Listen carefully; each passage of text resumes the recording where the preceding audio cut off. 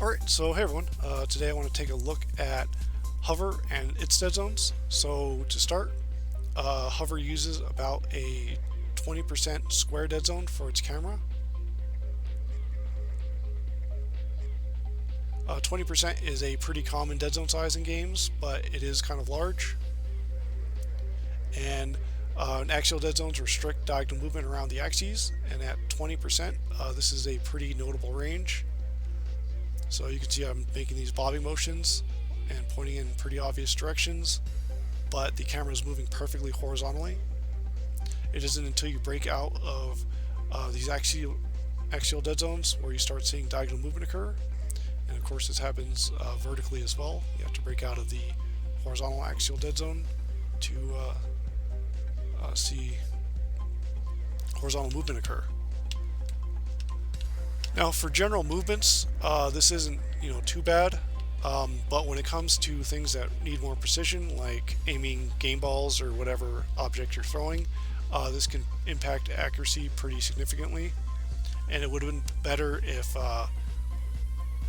this were a circular dead zone to make your angles more correct.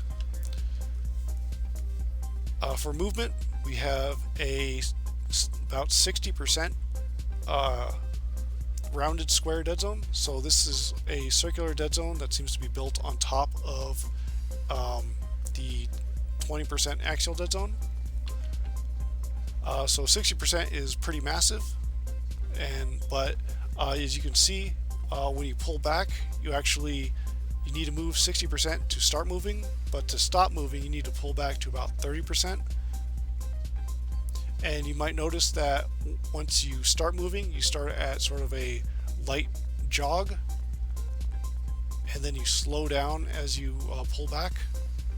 It's a little interesting that it's set up this way. They probably could have just used this 30% threshold to be the dead zone and have this full gradient of movement speeds, rather than if you want to move slow, you have to move 60% and then pull back to whatever speed you want to move at. Whereas doing it the other way, you could have a smooth, more intuitively set up to have if you want to move at a specific speed, you just move to that position rather than have to pull back to do so.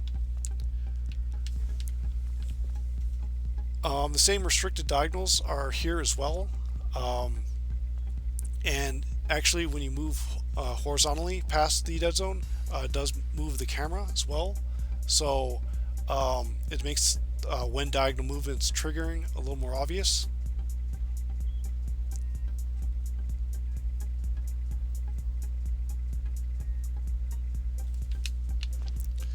And you can see that I've drawn both axial dead zones here, and that's because while grounded, you have to have this 60% dead zone. But it seems like while jumping, it actually uses the 20% axial dead zone. So I'm going to stand on one of these bands right here, and if I just jump, you can see that I fall back in the same place. There's no input happening. And if I move further and within this dead zone, you can see that I might have bled outside of it, but same place. But if I move outside of this region, you can see that you are moving.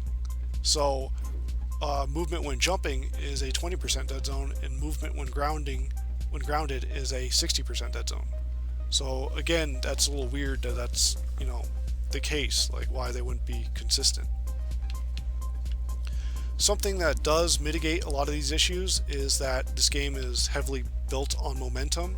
So even normally larger dead zones kind of influence precision, there's a lot of initial momentum. So as you can see, I can make very dramatic movements, and same in the air, and very little character movement changed. So this momentum can help buffer these issues. Same with the restricted angles. Those aren't great, but if you're sliding like this, you might want to move more dramatically to make the angles you actually want, because you have to fight against that momentum. So that buffers things, but it still would have been better for the dead zone to be fully circular, and be consistent between grounded and jump movement, as well as offer a smoother or more intuitive gradient for your movement speeds.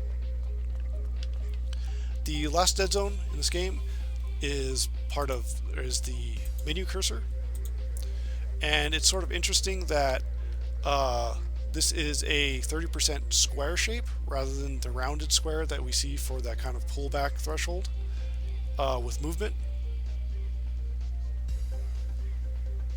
And otherwise, it has the same restricted angles that the camera and movement have. This too would be better as a circular dead zone, but the menu cursor doesn't need any kind of precision. It's very easy to select the options you want, both because of the very low cursor sensitivity, but also there is some menu aim assist where the cursor will slow down over icons. So that solves that issue, and really there's no precision you need for this. So that about covers things. So thanks for watching, and everyone, have a good rest of your day.